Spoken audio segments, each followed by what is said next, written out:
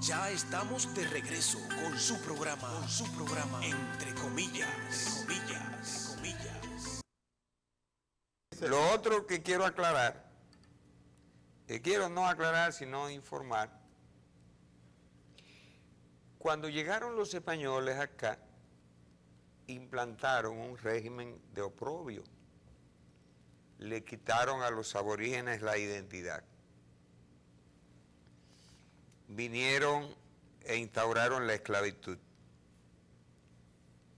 Eso fue en el siglo XV. En el siglo XVI implantaron modelos para continuar con el modelo de la factoría colombina, la producción de ganado y de agricultura, la agropecuaria y la industria azucarera. Con la industria azucarera se origina el deseo, el interés de las demás potencias por ingresar aquí, porque España estaba obteniendo mucha riqueza de la producción azucarera y de los otros modelos que se mezclaron. Entonces la presencia francesa, inglesa, holandesa obligó a España a tomar medidas que el monopolio, para que tú veas hasta dónde el monopolio de la Casa de Contratación de Sevilla impidió, y el rey Fernando, el rey Felipe III, en 1603 emitió lo que se llama una bula o una decisión de la corona, una real cédula, así se llamaba, porque cuando era del rey era real cédula y cuando era de la iglesia entonces era una bula papal.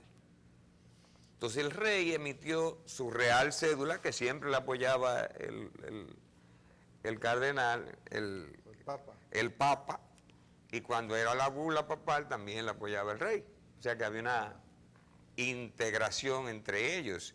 Entonces esa real cédula de 1603 del rey Felipe es lo que produjo aquí las devastaciones de Osorio 3 años después. Entonces, con esas devastaciones se desalojó una parte del territorio que es lo que hoy es Haití. Entonces aquello, con el transcurso de los tiempos y la ocupación de los franceses de la isla Tortuga, provocó que Francia se apoderara de esa parte desocupada, con excepción de Puerto Plata, Montecristi, Guayubín y San Juan, y Neiva. Entonces, luego de la ocupación de Francia de la isla Tortuga de manera legal, con de Ogerón, en 1665, Francia y España estaban en una guerra, y en el Tratado de Nimega de 1678 se comenzó a delindar los espacios que ocuparía Francia de aquel lado y que ocuparía España de este lado. En Rixuy, un tratado también, luego de la discusión entre Sandoval y Castillo, Rodríguez de Sandoval y Cuesny y Cusitarín, en 1697 se firma el Tratado de Rixuy, que ya le pone mojones a la frontera. Los mojones, ¿qué son? Son esas tablillas, esos puntos que definen la frontera de aquí para allá es mío, de aquí para acá es mío, es tuyo. Entonces, en 1697 se crearon esos puntos, y del otro lado le pusieron Saint-Domingue o Santo Domingo francés. Todavía. Están ahí, pero ahora dicen Haití, República Dominicana. Sí, ahí por Calimete hace unos años. Sí, sí. A final del siglo pasado, en los 96 por ahí, que estuve por ahí por Calimete, vi uno. No, y tú tomas la internacional y te encuentras con casi todos, con todos los que están en la zona de Elías Piña, hasta llegar a Restauración, por allá. Entonces, ¿qué pasa? Que este tratado que es lo que define ya la frontera, nos dejó fuera a nosotros.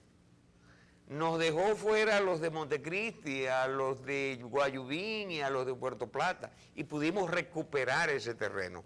Te estoy dando la información porque en la semana pasada tú ahí hiciste referencia a que la gente de Haití entiende que nosotros somos haitianos. Esa es la razón. El pacto, la Real Cédula de 1603. Entonces, es en el Tratado de Aranjuez que se definen definitivamente ya los límites fronterizos que hoy todavía tenemos. En Basilea, España le entrega a Francia esta parte de la isla en medio de un conflicto que había en Saint-Domingue. Y entonces, Toussaint Louverture, cuando triunfa a los mulatos, entiende que él es el gobernador de Francia. Entonces Francia ordena la invasión de Leclerc para aplicar el Tratado de Basilea,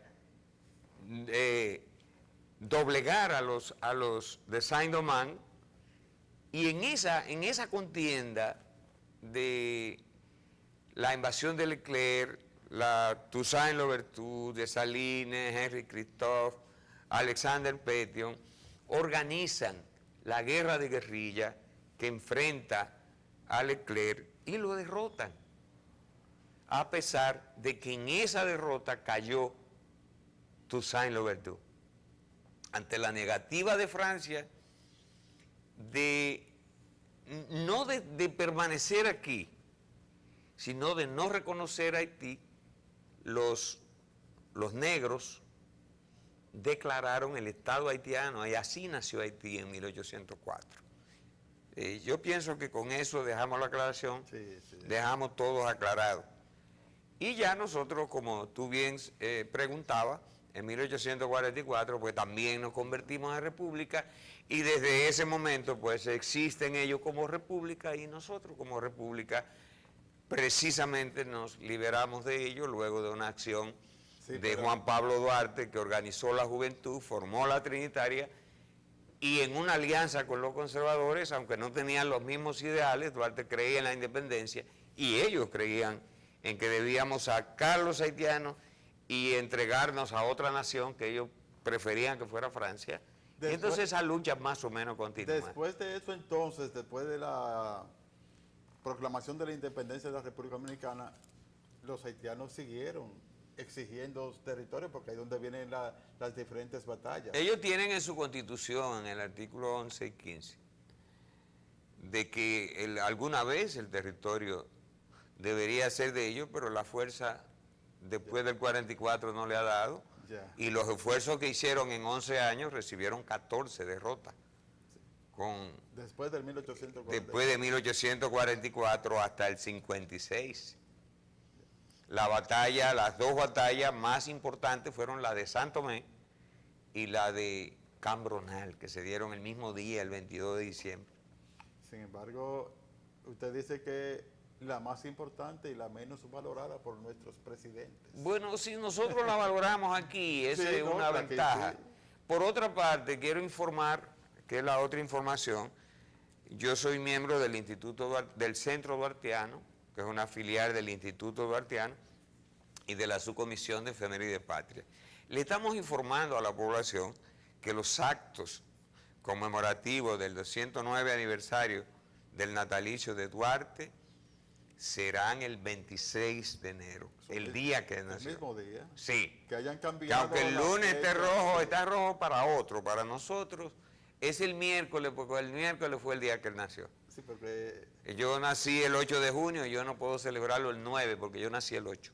Así es. Y los duartianos entendemos y estamos llamando a la ciudadanía a que los actos participen de ello, que va a ser de manera presencial, aunque con limitaciones, en la estatua de Duarte que está en el parque que lleva su nombre, al lado del Arco de Triunfo. Profesor, esa ley que cambia algunos feriados, ¿cómo usted la Es una aberración, es que nadie nació ni un día antes ni un día después. Esa ley se tomó en consideración para corresponder a las ambiciones del comercio. Básicamente, es una ley empresarial. ¿Por qué? Bueno, porque el lunes es rojo y los comercios van a vender. Ya. Porque el viernes, el día de la Altagracia, que no se cambia y puede caer miércoles, porque la iglesia dijo, como decimos los duartianos, no, el 21 de enero es el 21, no es el 22. No se puede cambiar. Y la iglesia no cogió Sí. corte con eso. Así Y el 21 de enero es mañana, aunque caiga lunes. Ahora cayó viernes, para suerte. Sí. Y no hay por qué, si el 21 de enero es jueves, trasladarlo para el viernes porque el comercio vende más. O si es el miércoles, trasladarlo para el lunes para darle más día abajo y después estamos hablando de delincuencia. Como pasó el Día de Reyes. Exacto. Sí. Que lo trasladaron para el lunes 10. Sí. O sea, el feriado. El día 6 para el 10, oye, 4 días después ya la gente se le olvidó eso. Sí, así. Entonces es una ley maldita, una ley que solo favorece a los que venden. Bueno. Profesor, decía yo al inicio del programa que usted ha venido varias veces, siempre ha estado en este programa, siempre que usted así ha tenido el tiempo. Yo quisiera que tuviera tiempo casi toda la semana, que pudiéramos nosotros los sanjuaneros disfrutar y aprovechar todas esas... esos conocimientos que usted tiene de historia, que mucha gente estamos, quizás podríamos decir, que yo me incluya, escasos, que no conocemos muy bien la historia dominicana en todos los sentidos. Pero usted es el encargado acá del Archivo General de la Nación. Yo quisiera que usted nos hable un poquito cuál es el papel de ese archivo aquí en San Juan de la Maguana y si existe en otras provincias, otros municipios importantes del país. Bueno, el Archivo Regional Suroeste es el primero de su especie en el país. Ahora se están haciendo esfuerzos, el Archivo General de la Nación, por crear uno en Santiago y otro en San Pedro de Macorís o en La Romana. ¿Quién puede lograr eso por acá? Bueno, eso fue una iniciativa del director general del archivo, Roberto Casá, y vio en San Juan la potencialidad cultural, histórica, literaria. Aquí hay mucha producción literaria, y por eso decidió el Consejo General del Archivo la instalación de la regional del Archivo General de la Nación acá en San Juan. ¿Y cuál es la función específica? Rescatar toda la producción histórico-literaria, tanto de las instituciones del Estado, de las instituciones autónomas y de los grupos privados que así lo requieran. El fundamento del archivo es la ley 481-08. Esa ley recoge toda la acción archivística que comenzó en la era de Trujillo, en 1935.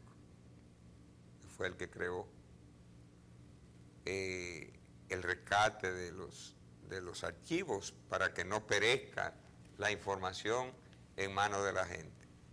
Nosotros vamos a tener aquí 7 años ya. Nacimos ahí donde está. Yo he sido su encargado desde el principio porque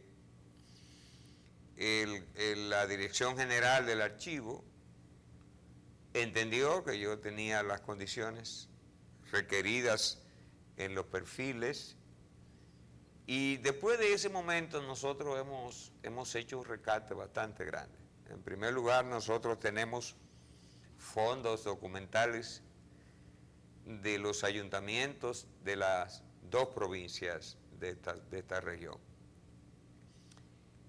En esos fondos nosotros tenemos todas las actividades de los consejos de regidores, básicamente. Y hemos encontrado documentación del siglo pasado, de 1907 en adelante.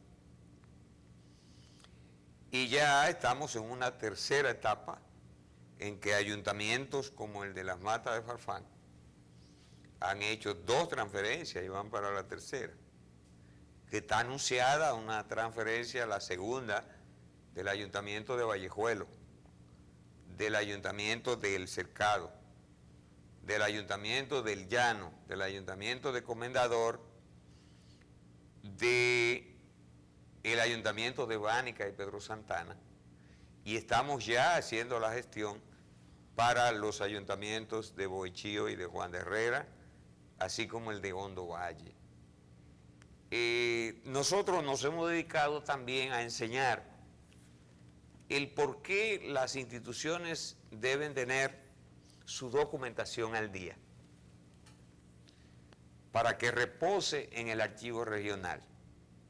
Vuelvo un chin atrás para decirte que nosotros tenemos la documentación del Ministerio de Agricultura de San Juan, que ha hecho 2 transferencias documentales, que nosotros tenemos el Fondo Documental de la Gobernación Provincial, que nosotros tenemos el Fondo Documental del Ministerio de Deporte, que en la persona de Edgar Ramírez, que era un conocedor de la archivística, Conocedor, sí. a una persona que aún muerto yo le tengo mucho respeto por la capacidad que tenía y la ayuda que significó él para el archivo. Pero nosotros tenemos fondos documentales individuales, el de Danilo Bautista, donado por el profesor y abogado Francisco Abreu, que lo pudo rescatar gracias a la esposa de don Danilo, que se lo entregó para que lo donara al archivo. Nosotros tenemos unos documentos que nos donó el profesor Carlos Vicente Castillo. Nosotros tenemos... Que me ha abandonado. Él ha estado muy enfermo, pero ya está mejor, gracias a Dios. Ya. Gracias a Dios está muy mejor, casi dispuesto a participar en los actos de Duarte el 26 y en todos los demás que van a venir. Nosotros tenemos en el archivo regional la mayoría de los periódicos que se han editado en San Juan. Tenemos, por ejemplo, El Cable de 1923 a 1930. Tenemos, por ejemplo, El Agrario, donado por Manuel Espinosa Rosario, de 1968 al 83. Tenemos Tribuna Sureña, de 1979, de Luis M. Mateo. Tenemos El Vía, un periódico que encontramos en el fondo de que nos donara el señor Luis Jiménez, de su periódico Maguana, y ahí envuelto encontramos un periódico que se llama El Vía de Asua. Asua también debería tener los documentos, pero ellos quieren que le cree un archivo allá. Hemos tenido dificultades. Tenemos El Tribuno de Barahona, también lo encontramos en ese fondo de Luis Jiménez. Tenemos el periódico Maguana, que es el de Luis Jiménez, y tenemos El Universitario.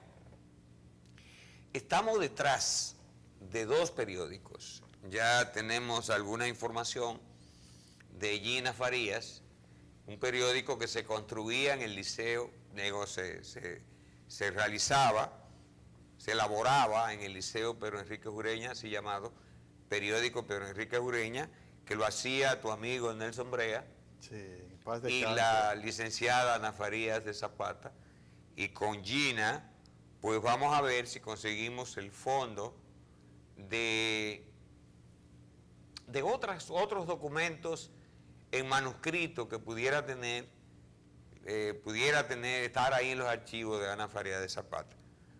Le hemos propuesto al profesor Villa que nos done su biblioteca.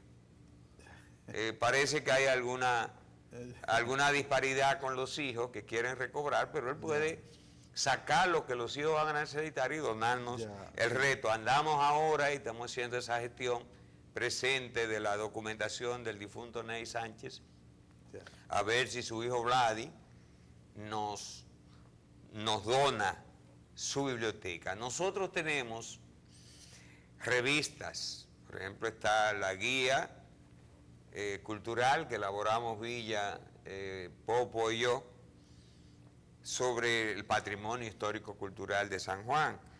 tenemos la revista Fase de Carl Valenzuela y Gina Faría, tenemos la revista El Magisterio, que yo era su coordinador, de 1995-96, revista Barriga Verde, El Bochinche, La Sanjuanera, y andamos, Sobieski todavía no ha empacado la revista Racimo de Uva, que debe estar ahí, y andamos tras ella, y tenemos unas entrevistas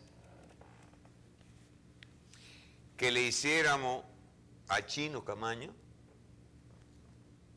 al difunto Adolfo Morillo de Juan de Herrera, aquí a don Antonio Paulino, a don Aquiles Ramírez, así el de Radio Centro, ¿verdad? Sí, sí. A Vicky Piña, a don Teto Puello antes de morir, a Carlos Vicente Castillo, al difunto Ney Sánchez, que era Carlos Vicente, al señor Peguero, Carlos Peguero. Esas entrevistas están ahí. Una entrevista que se me hiciera, otra que se le hiciera al doctor Juan José Mesa Medina, también fallecido. El otro compañero Camaño, Félix Camaño. Félix Camaño. Entonces, en Vallejuelo, Quirico Gando Mesa, también fallecido. En el cercado a Germán Romero, que está ahí vivito y coleando. En Las Matas de Farfán, nosotros tenemos una entrevista a José Canó, de la familia Canó. Albaíris Bautista, antes de morir, nos honró con una entrevista. Y eso está disponible en el archivo. La profesora Mercedes, que fue directora del Liceo de Las Matas de Farfán, al propio Francisco Abreu, la señora Veras, la señora Digna. Entonces, esas son entrevistas que están ahí disponibles. Tenemos documentales, un documental del archivo. Nosotros participamos en la elaboración del documental La Misión de Palmasola, que también es un rescate. Todos esos documentales que hay sobre Liborio, nosotros lo tenemos ahí. Pero nosotros tenemos también una colección de libros que nos donó Guillermo Contreras. Él tiene unos estudios sobre la vida de Juan Bosch y también nos donó la colección de Juan Bosch. Andamos tras la colección de Balaguer. Si algún dirigente de esos viejos del reformismo quiere donarnos, para el archivo sería un grato honor tener la colección de producción de Joaquín Balaguer. La de Bosch la tenemos completa, pueden ir la gente porque le damos un servicio a los estudiantes que van. Tenemos 6 máquinas disponibles para los estudiantes que quieran, no a digitar trabajo, sino a consultar. No puede llevar ni memoria ni nada de eso. Tienen 1 hora cada día y hay un espacio para los investigadores. Pero nosotros tenemos también el fondo documental del señor Salao y una entrevista Saladín, con él también, sí. Se me estaba escapando. El señor Saladín le vendió su producción fotográfica a la arquitecta Janoy Sánchez. Y Janoy Sánchez, en un gesto de aporte, y queremos agradecerlo porque su ayuntamiento también tiene dos transferencias documentales y tenemos casi toda la documentación del ayuntamiento. Y la arquitecta nos donó esos fondos fotográficos que suman lo que pudimos rescatar, porque una parte se perdió, se dañó, 87.000 negativos de fotografía que en el archivo se está trabajando. Pero nosotros tenemos también un libro de cada escritor de San Juan, cuya producción San Juan, de Juan de Herrera tenemos, de Hondo Valle tenemos, de Comendador tenemos de las Matas de Farfán, y de aquí todo el que ha escrito algo, que lo ha publicado, deposita. Y estamos llamando a los que están publicando libros, que su función es, bueno, la feria que hicimos, el encuentro de escritores del sur, que hicimos en la universidad, fue la primera. Ahí todos los compañeros que vinieron dejaron donaciones al archivo de su producción.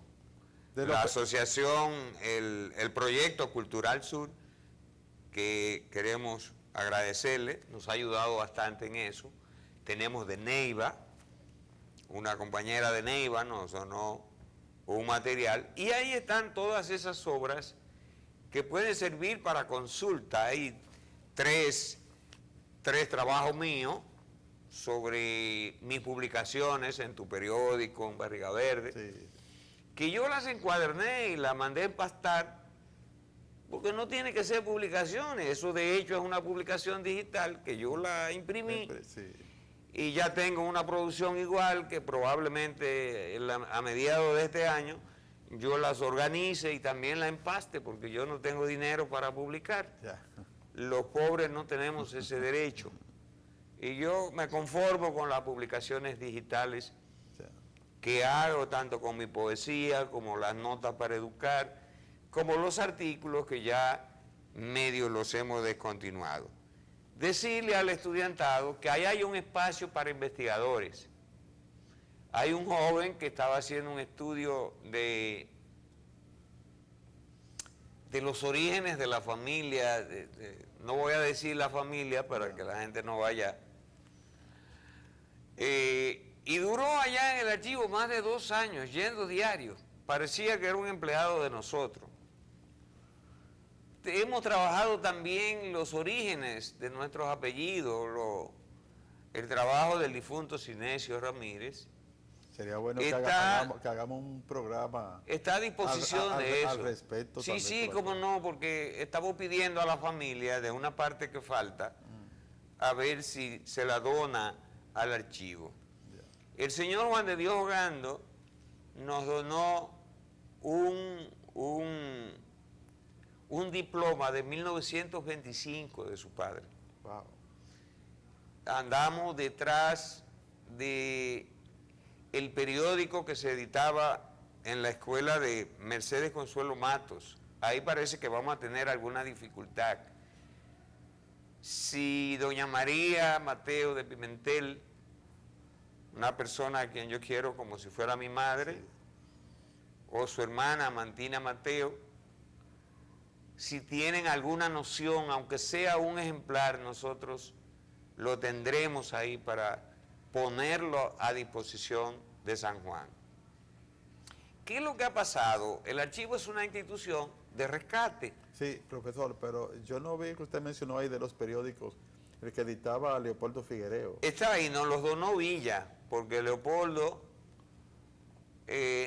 no lo tenía disponible. Él era así, yo trabajaba en ese periódico.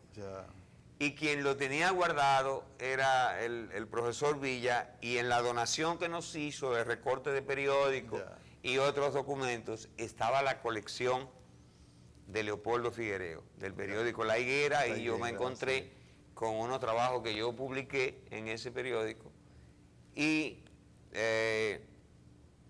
bueno, lo pude rescatar. Y hay otros recortes de periódicos, de revistas, que nosotros la hemos agradecido. Andamos también, y ya se lo solicitamos a Miguel Collado, que está haciendo un trabajo sobre el sur, conseguir con Casandro, y ojalá que me estés viendo ahora para que se ponga en eso, que nos consiga todos los editoriales de su programa Radio San Juan Informa.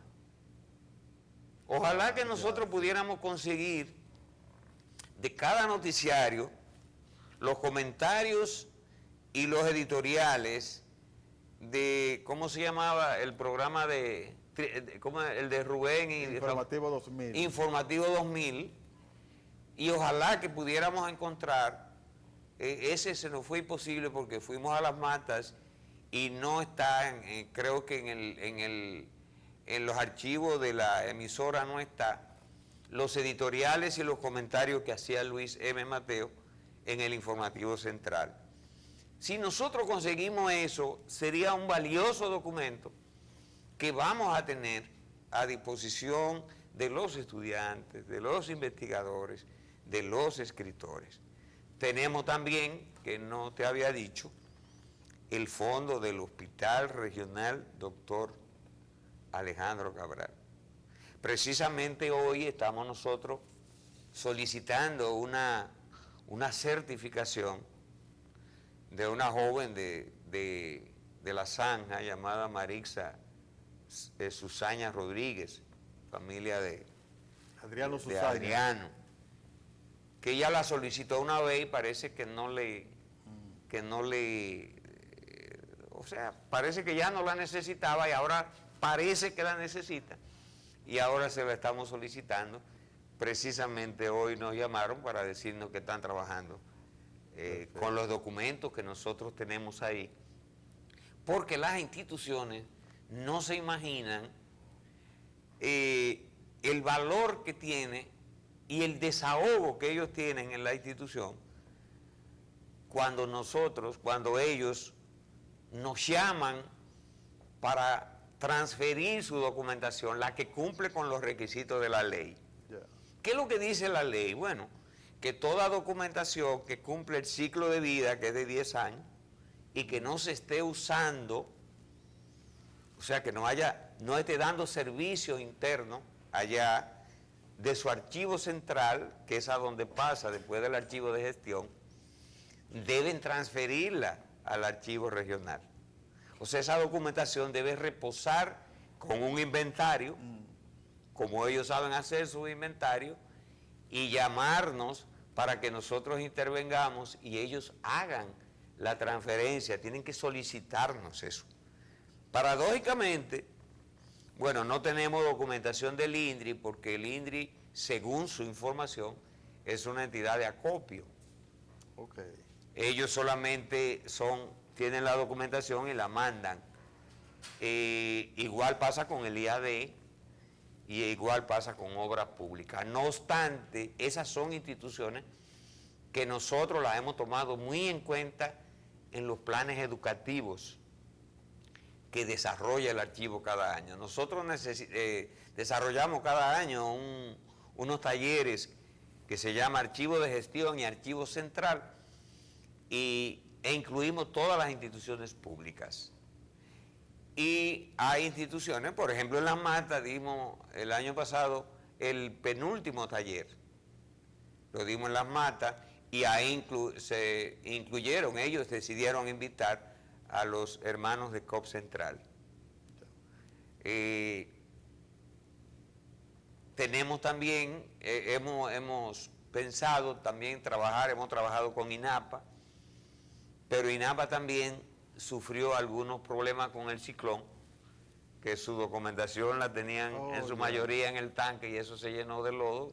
Yo recuerdo que fui parte de una comisión que fue a verificar y no había que salvar, no se podía salvar absolutamente nada. A donde existe la paradoja, yo sé que tú tienes en los labios preguntarme, pero yo te voy a cortar el chivo, como dice la gente, te voy a pelar el chivo.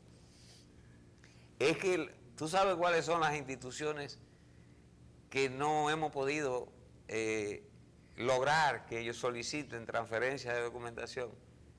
Las dos, a nuestro juicio, que serían más consultadas. El Ministerio de Educación. Sí, precisamente así es. Y el Ministerio de Justicia, porque los documentos de justicia necesitan 50 años de estadía allá, son consultados más. Wow.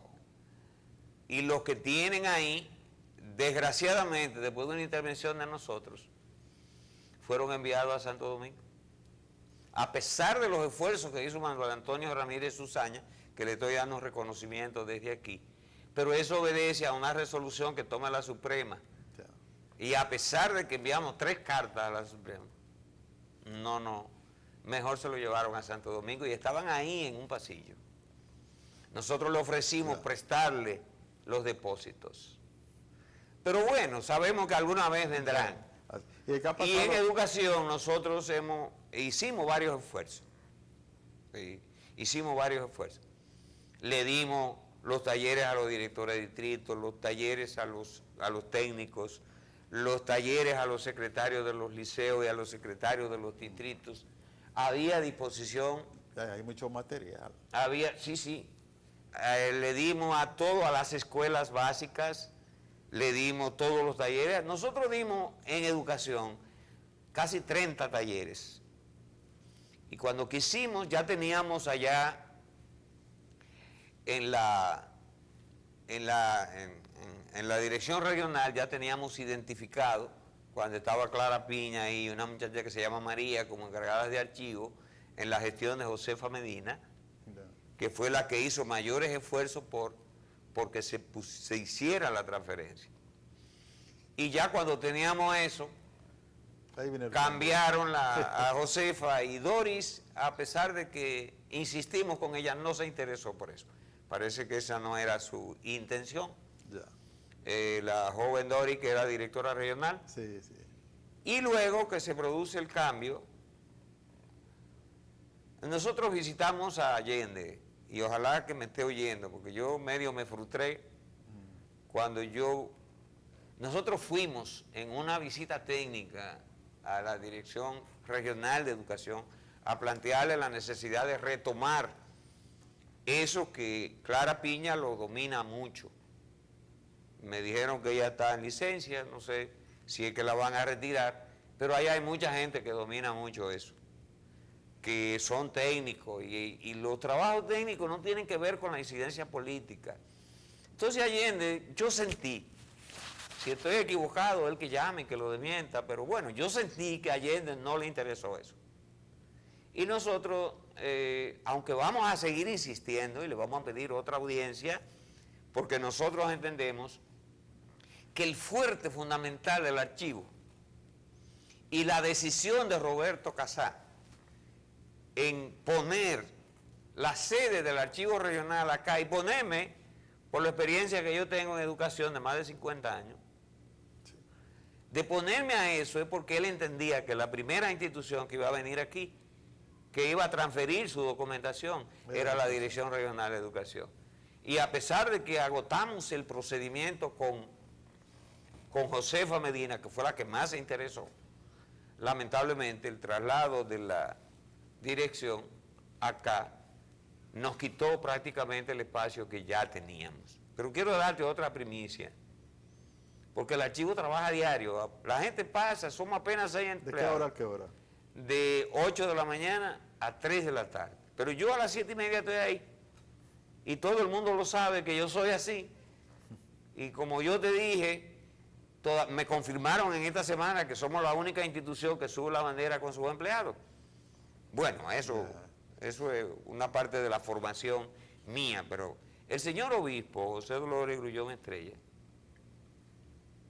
antes de irse, nos donó una documentación valiosísima, que son las memorias de su gestión. ¿Cuántos años como obispo? Sus años como obispo y una parte de las cuestiones de O'Connor. Nosotros cuando se produjo a solicitud del señor Grullón, asistimos técnicamente con nuestros empleados a ayudar a la reorganización de su archivo y le dejamos abierta la posibilidad de que esa documentación de Monseñor Tomás Reilly y esa documentación de Monseñor O'Connor reposara en el archivo transferido por ellos. Ellos no están obligados a hacerlo porque la ley no nos autoriza a obligarlos, pero sí a sugerirlo. Okay. Porque siempre hemos creído que ya eso es un patrimonio de la región, es de la diócesis. Con razón o no, el obispo nuevo, que tiene mucha formación, Yo me quedé maravillado con una intervención que hizo en la universidad y con una intervención que hizo en Patrosur. Entonces, él me decía que él estaba pensando en hacer una especie de biblioteca o de crear sus propios archivos. Fueron sus palabras, en un momento en que yo casi le irrumpí. Le pido disculpas si se sintió mal, pero es que yo en la labor que hago de buscar el patrimonio histórico de San Juan, no me importa que me den boche o que no me den, pero yo voy a tratar de conseguirlo. Visitamos también la familia de... Eso está ahí, el señor obispo, no menos que en esta semana, ordenó a Doris Santana para que fuera ya a firmar la donación. Ya lo tenemos, ya es propiedad del archivo y va a estar pronto a disposición del público para que lo consulte, para que participe. Y los fondos que tenemos ahí es para que la gente vaya y busque y solicite, si usted trabajó en el hospital y usted necesita una certificación, usted vaya, y como nosotros no tenemos que ver con dinero. Y la otra cosa, el espacio se nos está haciendo chiquito. Ya los depósitos no alcanzan para una documentación grande. ¿El local es propio? Sí, el local es propio. Olvidé decirte también que la oficialía, la oficialía de registro civil necesita 100 años para que la documentación esté acá. Por eso no tenemos, porque ellos mantuvieron la disposición. Y este año va a ser de mucho trabajo y vamos a rescatar muchas cosas porque ya la gente está entendiendo el papel de las 6 personas que trabajamos en el archivo regional. Bueno, profesor, muy interesante y siempre se nos quedan muchas informaciones más, pero tenemos, con Dios mediante, muchos días por delante para seguir documentando más a los sanjuaneros. Y ya vamos a venir con el técnico que sabe 10.000 veces más que yo. De eso, porque yo lo que soy es gestor. Él es el archivero de maestría. Así es. Señores, hemos llegado a la parte final del programa. Gracias a ustedes por habernos acompañado. En los controles, Joel Medina, en cámara, Erwin Pérez. Aquí Rafael Méndez, y compartimos esta tarde con el profesor de Historia de San Juan, el Estrella, el profesor Roberto Rosado Fernández. Buenas tardes y hasta mañana, si Dios lo permite.